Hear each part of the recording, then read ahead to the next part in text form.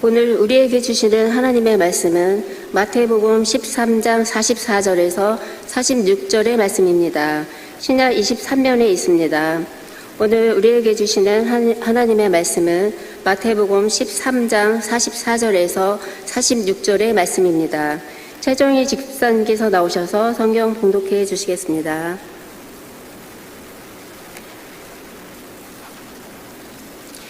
천국은 마치 밭에 감추인 보화 같으니 사람이 이를 발견한 후에 숨겨두고 기뻐하며 돌아가서 자기의 소유를 다 팔아 그 밭을 사느니라.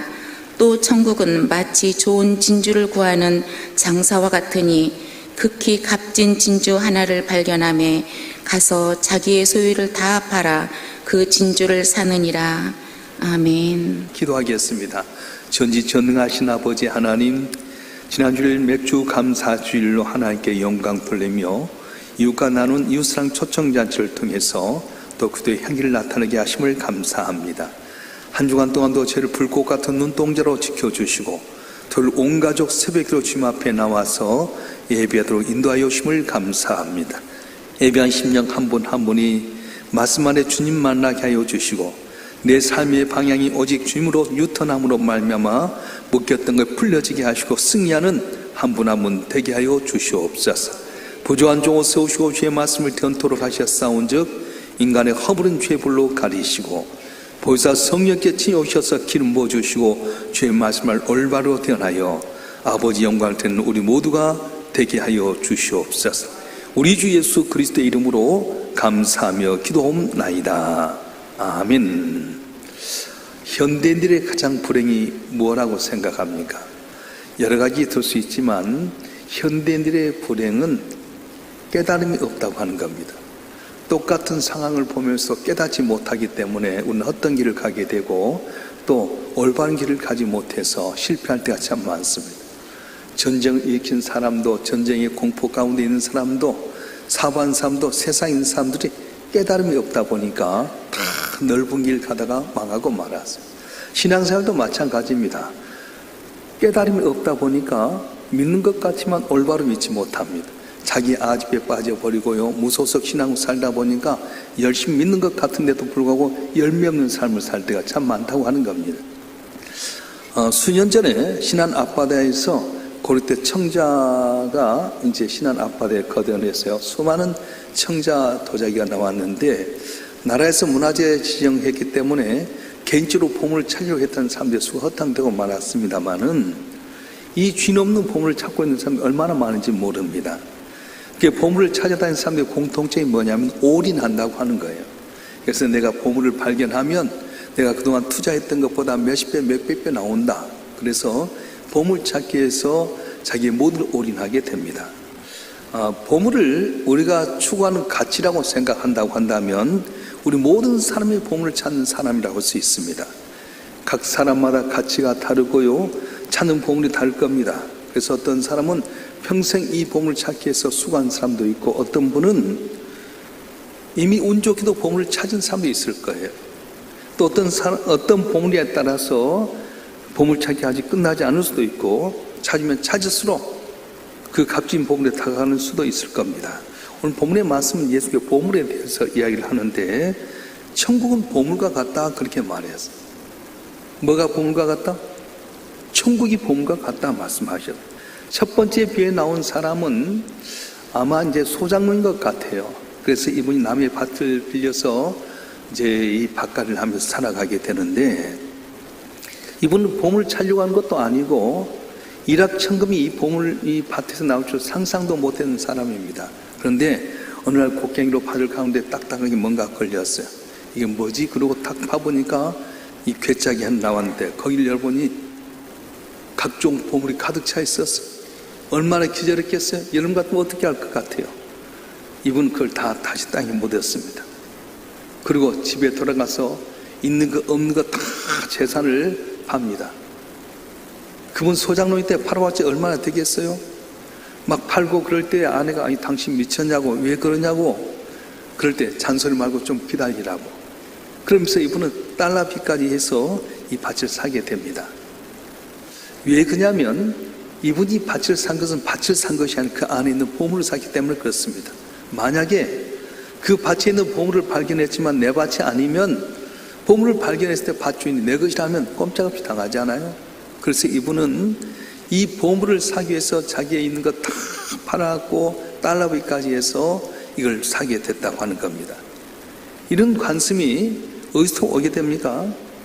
옛날부터 이제 이 이스라엘 사람들은 어떤 보물이 있으면은 기금속을 많이 모아갖고 있었는데 나라 없이 떠돈 지가 벌써 2000년의 세월이 지났습니다.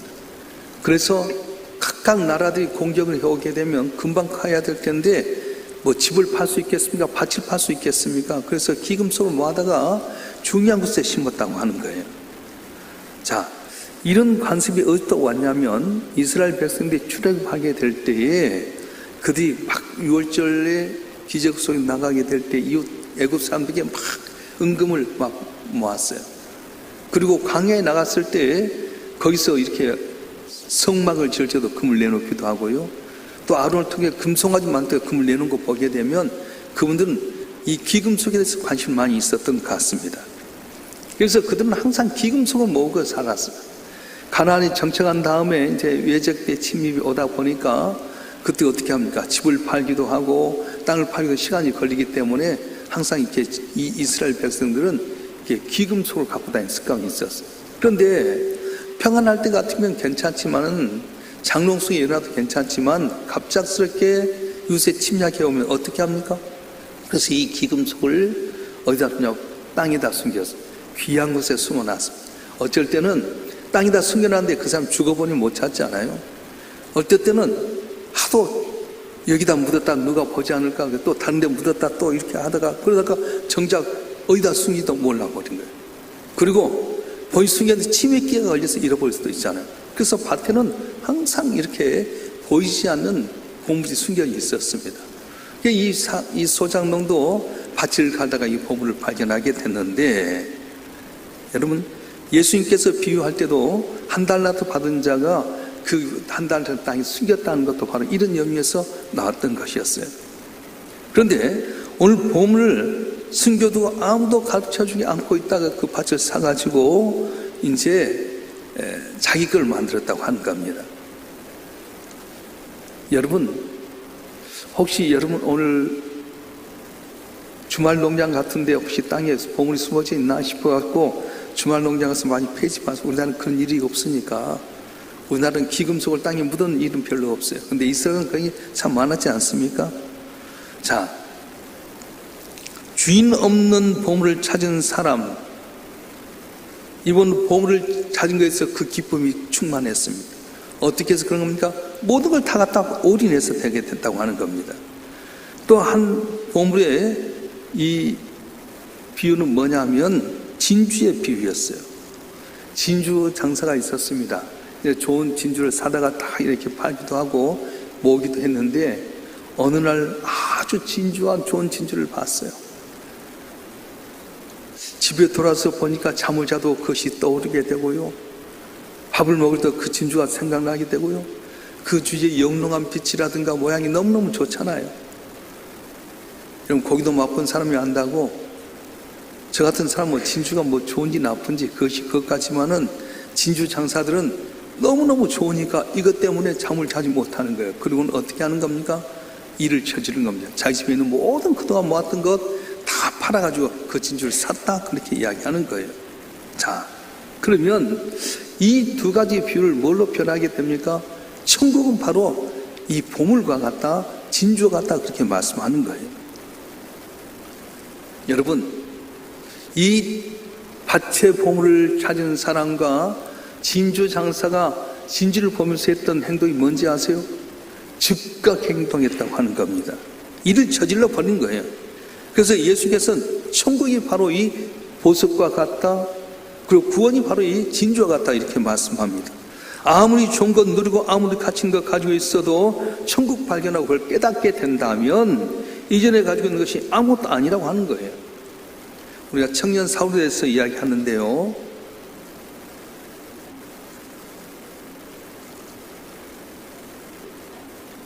바울이 되기 전에 청년 사울은 가말리엘의 문에서 자라는 석학이었습니다. 그리고 바리새인으로서 그 다음에 이 모든 성도들을 가르칠 수 있는, 이스라엘 백성을 가르치는 서기관도 될 수 있고, 또한 율법사로서 리더로 발휘할 수 있는 사람이었는데 미래가 촉망된 사람이었습니다. 그런데 그가 예수를 발견한 다음에 어떻게 하는 겁니까? 우리 빌립보서 3장 8절과 9절 말씀 한번 보겠습니다. 빌립보서 3장 8절과 9절 말씀 시작. 또한 모든 것을 해로 여기면 내 주 그리스도 예수를 아는 지식이 가장 고상하기 때문이라. 내가 그를 위하여 모든 것을 잃어버리고 배설물로 여기면 그리스도를 얻고 그 안에서 발견되려 함이니 내가 가진 의는 율법으로 난 것이 아니요 오직 그리스도를 믿음으로 말미암은 것이니 곧 믿음으로 하나님께부터 난 의라. 아멘. 모든 걸 해로 여기면 내 주 그리스도 예수를 아는 지식이 가장 고상하기 때문이다. 그 때문에 모든 걸 잃어버려 배설물로 여긴 것은 그리스도를 얻고 그 안에서 발견되려 합니다. 이렇게 말씀했어요. 예수 그리스도를 세상의 지식과 비교해 보니까 옛날 예수 알기 전에는 세상의 지식이 최고인 줄 알았는데 하나님의 보물인 예수를 알고 보니까 이 세상의 지식 아무것도 아니다. 배설물로 여겨버렸다는 거예요. 여러분 정말로 사도 바울같이 예수를 알고 있습니까? 예수가 어떤 비밀이 있는지 깨닫는 자는 사도 바울처럼 모든 걸 다 배설물처럼 여기고 예수를 찾고 있는데 오늘 과연 우리는 예수를 머리로만 아는 것입니까? 아니면 깨닫고 믿는 것입니까? 예수의 천국 복음은 절대적인 것이어서 그 앞에서 모든 게 다 상대적일 수밖에 없다고 하는 겁니다. 아무리 고귀한 학문도 복음 앞에서 이차적인 것으로 전락할 수밖에 없습니다. 아무리 즐거운도 천국 가서 보면 줄을 뒤로 다 설 수밖에 없습니다. 우리가 복음을 우선시하지 못한 이유가 무엇입니까? 복음의 중요성을 깨닫지 못하기 때문에 그렇습니다. 깨달으면 모든 걸 투자하고 희생해서라도 그걸 얻을 수 있을 텐데, 복음 전하기가 이뤘을 텐데 이 복음의 중요성을 깨닫지 못하니까 결국은 그 복음보다는 세상 것을 아직도 의지할 때가 많아요. 우리 믿음의 선조들, 손양은 목사님이라든가 또 주기철 목사님들의 신앙을 지키기 위해서 순교했던 모습을 보면 그분들은 복음의 중요함을 깨달았어요. 그래서 그렇게 모진 고문 가운데 오직 예수만 바라보게 되고요, 자기 아들을 죽인 원수들을 자기 아들로 삼는 그 사랑이 온자탕이 된 이유는 어디냐면 예수의 복음이 얼마나 중요한지 깨달았기 때문에 그렇게 하게 된다는 거예요. 근데 우리는 어떻습니까? 여러분 한번 진단해 보십시오. 메네메넬 테겔 우바르신, 우리 모두 하나님 앞에 조리해 보면 부족하지 않겠어요? 왜 부족할까요? 겉만 멋있는 것, 속은 다 비어있는 깍쟁이 같은 것 아닙니까? 왜요? 복음의 중요함을 깨닫지 못하기 때문에, 예수가 누군지를 깨닫지 못하기 때문에 예수를 쉽게 바꿔버리고요, 세상 것 의지할 때 얼마나 많은지 모릅니다. 주의 복음이 얼마나 귀한지 깨닫지 못하기 때문에 세상의 헛된 것에 투자하면서 자기 인생을 허비한 사람이 얼마나 많은지 모릅니다. 깨달음이란 무엇입니까? 주어진 길을 잘 잡는 겁니다. 사무엘상 25장에 보면, 사무엘상 25장 나발과 아비갈이라는 부부가 있게 됩니다. 다윗을 보면서 부부였지만 두 사람이 전혀 다르게 봤어요. 나발은 눈앞에 보이는 다윗의 오늘의 형편과 처지만 바라보면서 다윗을 멸시하게 됩니다. 그런데 그 부인 아비가일은 똑같이 다윗을 보았지만 다윗의 미래를 바라보면서 다윗을 정성스럽게 섬겼습니다. 사무엘상 25장 2절과 3절 말씀 한번 읽어볼까요? 사무엘상 25장 2절과 3절 말씀 시작. 마온에 한 사람이 있는데 그의 생업이 갈멜이 있고 심히 부하여 양이 3,000마리요 염소가 1,000마리이므로 그가 갈멜에서 그의 양털을 깔고 있었으니 그 사람 이름은 나발이요 그의 아내 이름은 아비가일이라. 그 여자는 총명하고 용모가 아름다우나 남자는 완고하고 행실이 악하며 그는 갈렙 족속이었더라. 이 사람은 어디 족속? 갈렙 족속. 갈렙 족속은 유다 지파잖아요. 그러면 이 유다 지파의 갈렙이라고 한다면 다윗도 유다 지파잖아요. 깊이 들어가 보면 다윗과 이 나발이라는 사람이 아마도 먼 친척이 아니었을까 생각이 듭니다. 근데 이 나발이라는 사람이 얼마나 부자였냐면은 여기에 보면 양이 3,000이요 염소가 1,000마리. 특별히 이 사람은 갈멜 족속이 다스렸던 이 갈렙이 이렇게 개발했던 고향이 어디냐면 바로 베들레헴이었어요. 그러니까 다윗이 베들레헴에 자라나지 않아요. 그러니까 이 나발의 집안, 유다 족속의 갈렙의 족속이었던 이 나발이 다윗과 아주 먼 친척이었을 거고, 또 유다 집안 가운데 제일 유명한 사람이 그 당시에 다윗이었어요. 민족의 영웅이잖아요. 유다 집안 가운데, 우리 집안 가운데서는 다윗이 최고다, 힘이 있다, 알지 않았을까요? 그런데 다윗이 다윗 앞에 함부로 한 이유가 뭐냐면, 함부로 한 이유가 있었습니다. 자, 한번 읽어보세요. 사무엘상 20장 10절과 11절 말씀 한번 읽어보겠습니다. 시작. 나발이 다윗의 사람들에게 대답하 이르되 다윗은 누구며 이새의 아들은 누구냐? 요즘에 각기 주인에게서 억지로 떠나 종이 많도다. 내가 어찌 내 떡과 물과 내 양털 깎는 자를 위하여 잡은 고기를 가져다가 어디서 왔는지도 알지 못한 자들에게 주겠느냐 한지라. 이 말 배경이 뭐냐면 다윗이 사울왕에 의해서 쫓겨다니고 있었습니다. 그런데 쫓겨다니면서도 나발이 다윗의 입장에서는, 나발이 그래도 우리 유다 지파에 속한 사람이 내가 좀 보호해야 되겠다, 그런 마음속에, 다윗은 그런 마음속에서 쫓겨가면서도 나발의 양들을 지켜주었어요. 그러다가 이제 털을 깎는 때가 되어서 그 깎는 것을 보면서 도와달라고 그렇게 오게 된 건데, 나발은 다윗을 이새의 자식 아들은 누구며 요즘 각 주인에게 억지로 떠난 종이 많도다, 이렇게 말을 하게 되는 거예요. 여러분, 그 당시에 율법에 의하면 부자는 가난한 자들에게 베풀 수 있는 그런 모습이 있었어요. 그런데 함부로 이렇게 말한 이유가 있어요. 그것이 바로 나발의 습성이었습니다. 무엇보다도 그 어리석음으로 만든 것은 뭐냐면 함부로 말하는 습성. 도대체 다윗이 누구며 이새의 아들은 누구냐라고 하는데, 지금 이 사람이 다윗을 몰라서 하는 겁니까? 아닙니다. 온 유다가 다 알잖아요. 골리앗을 물리쳤을 때 사울이 준비한 천천히요, 다윗이 죽인 자 만만이로다, 이렇게 얘네들이 이야기하게 보면은 다윗은 벌써 유다 나라에서 영웅이었어요. 비록 쫓겨다니면 그 밑에 400명의 군사가 같이 있었어요.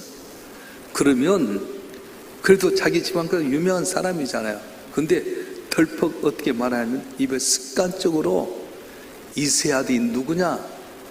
그 말은 애비 없는 자식이다, 그런 뜻이었어요. 어디서 왔는지도 알지 못한 자라고 했던 말은 그가 애비애미도 없는 자식이다, 그렇게 모욕하고 말았던 겁니다. 여러분, 오늘 우리의 문제는 뭐냐면 생각 없이 말해버린 거예요. 정말로 나발이 다윗을 몰랐어요? 아닙니다. 잘 알았어요. 형편도 알았어요. 그런데 자기에 있는 현실만 바라보면서 덮벅 함부로 말한 말 때문에 올무에 걸리게 됩니다. 그래서 나발이 했던 말을 전령이 듣고 다시 화가 납니다. 이 개 같은 놈이 내가 자기를 생각이 지켜줬는데 은혜를 모르다니, 가자, 쓸어버려라, 나발의 조금 다 죽여버리고 진멸해라. 이 말을 듣고 이제 군사를 이끌고 오는데, 이 소식을 누가 듣냐면은 나발의 종 하나가 듣게 됩니다.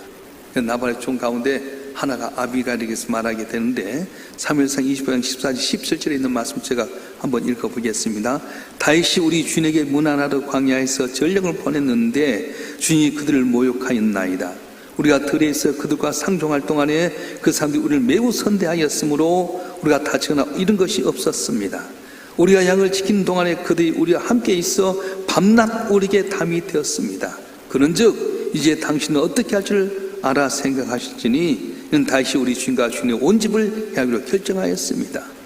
이 말을 들었던 아비가일이 급히 준비하게 됩니다.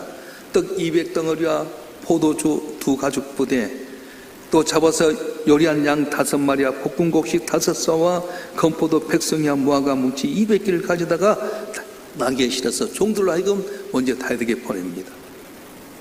다윗의 마음이 풀어지게 만들었습니다. 그리고 다윗을 봤을 때 극지절을 하면서 말합니다. 그 내용을 보면 남편 나발이 어리석은 자입니다. 신경 쓰지 마세요. 장차 온 나라를 다 통일해서 이끌 왕인데 이렇게 어리석은 사람에게 피를 묻혀서 왕이 됐을 때에 흠이 되면 되겠습니까? 나발은 어디서 온 자니 거기 간식하지 마십시오. 이 말을 들으니까 음식을 갖고 마음이 풀려지던 다시 아비갈의 말에 대해서 위로를 받게 됩니다. 그래, 그까짓 나발 하나 정도는 놔두자고 다 살려줬어요. 근데 이 말을 들었던 나발이 너무 충격받아서 10일 만에 죽고 말았어요. 그리고는 남편이 없는 이 아비갈을 다시 자기 아내로 맞이하게 된 겁니다.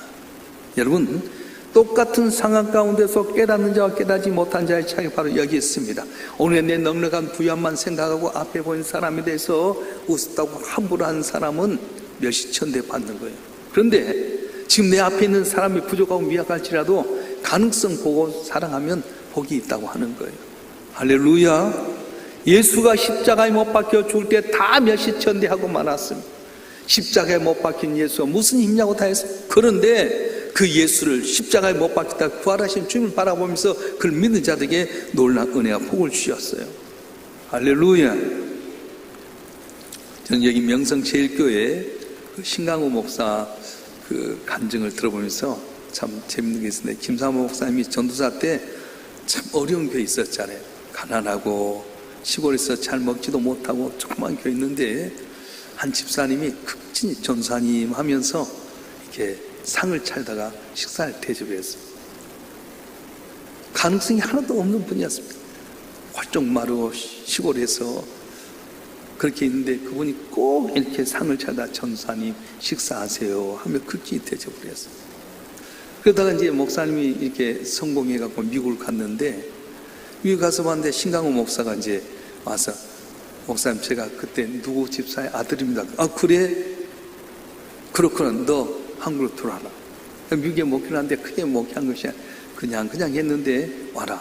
그래가지고 부목사 불러가지고 있다가 여기 일산에 있는 이 교구를 띄워줬어요. 그래서 명성제일교회가 된 거예요.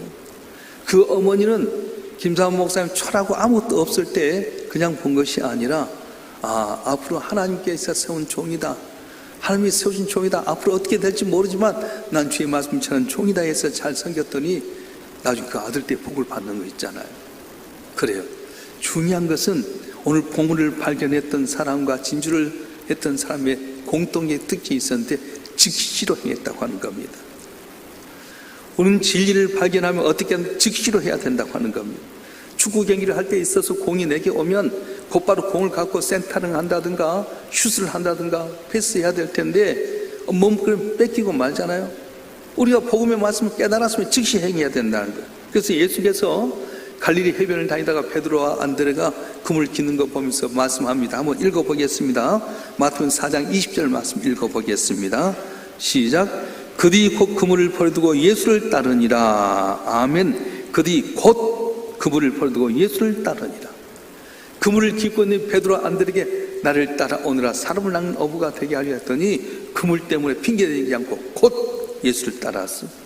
좀 가다 보니까 요한과 야고보가 있을 때도 나를 따르랬더니 배가 아버지를 버리고 따르게 됐던 겁니다. 오늘 우리의 삶 가운데 중요한 건 무엇입니까?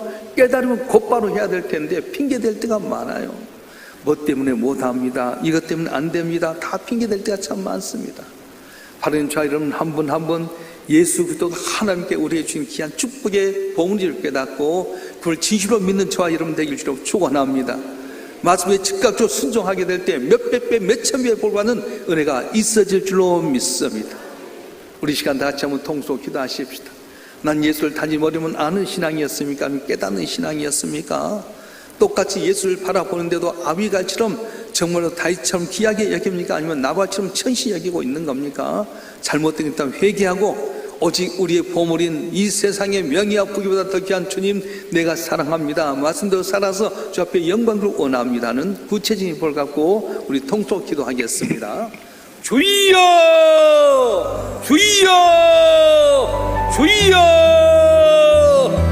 전하신 아버지 하나님 은혜를 감사합니다. 이 땅을 사랑하는 것과 깨닫는 자를 갖고 있습니다. 예수를 우리가 어떻게 알고 있습니까?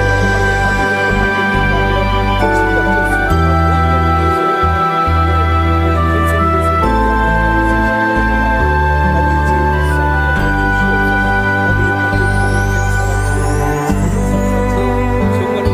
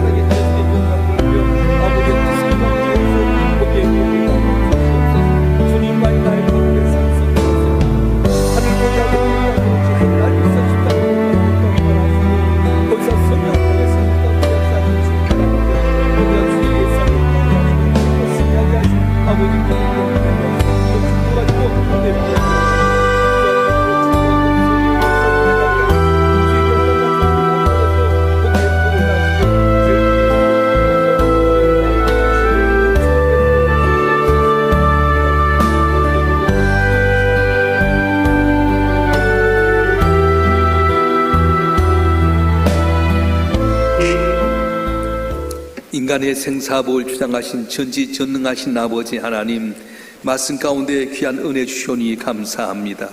예수를 믿으면서 내 아는 지식에 머물러 버린 사람이 있는가 하면 깨닫는 사람이 있는데, 여기 있는 성도들 한 분 한 분이 밭에서 보물을 발견한 사람처럼, 더 좋은 진주를 발견했던 진주 장사처럼 주님 앞에 올인하게 도와주시옵소서. 곧바로 순종하게 도와주시옵소서. 함부로 말하는 습관을 버리게 도와주시옵소서. 영적인 눈이 띄어지게 하여 주셔서 순종하는 가운데 아비가일이 받았던 복을 우리가 받게 도와주시옵소서. 베드로와 안드레, 요한과 야고보가 즉시로 모든 걸 버려두고 주님 따랐던 것처럼 우리도 가장 귀한 예수님을 따라서 살아갈 때 100배 1000배의 복을 받게 하여 주시고, 우리의 삶 때문에 그들의 향기가 온 땅에 증거되는 놀라운 역사가 일어나게 도와주시옵소서. 알지 못해서 그랬습니다. 인간의 상식과 인간의 생각에 머물렀던 우리의 모습을 고백하고 용서하여 주시고, 말씀 가운데 언제나 다듬어져서 내 신앙이 날로 하나님 보시기에 아름답고 사람들에게 칭찬받을 만한 사람이 되어서, 믿음의 사람이 되어서 주 앞에 영광 드는 귀한 역사 일어나게 도와주시옵소서. 입술로 오겠던 응답받게 하여 주시고, 예수님을 간구할 때마다 놀라운 능력의 역사가 일어나게 도와주시옵소서. 순서를 감당했던 죄의 종들에게 남이 알지 못한 질배복을 다하여 주시고, 제2여전도 연합회가 주 앞에 영광을 돌렸습니다. 연합회 회장부터 임원들과 각 회장들의 죄와 명철을 다하여 주시고, 주를 감당할 때마다 순정하게 하여 주시고, 주를 감당해 싸운 저들의 가정의 모든 문제가 해결되게 역사하여 주시옵소서. 주님 앞에 귀한 예물 믿음으로 드렸습니다. 예물 흠양하여 주시고, 주여 저들의 삶이 날로 지경이 넓혀지며 그들의 향기를 나타내는 복의 근원들이 되게 해 주시옵소서. 보지 않는 가운데 섬기는 반봉사자들의 넘치는 은혜를 베푸시고, 일삼영숙에 통해서 하나님의 영광이 온 땅에 증거되는 놀라운 역사가 일어나게 도와주시옵소서.